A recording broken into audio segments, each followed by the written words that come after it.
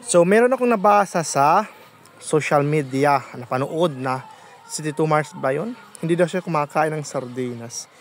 Eh, hindi rin naman ako kumakain ng sardinas. Kaya, nagtako ako bakit siya binash. Hindi naman talaga ako kumakain ng sardinas kasi sabi nila lang sa daw yun. Kaya, ngayon susubukan ko. First time ko to ngayon. Tingnan natin kung kumain ako, kung kainin ko. Ay, okay, abrihan natin muna. Langsa nga. Kaya pala si Tito Mars hindi kakain. Hindi ko naman siya masisisi.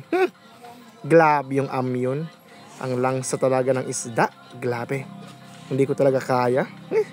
Wag na lang kasi hindi ko talaga kaya kainin ng sardinas. A few moments later.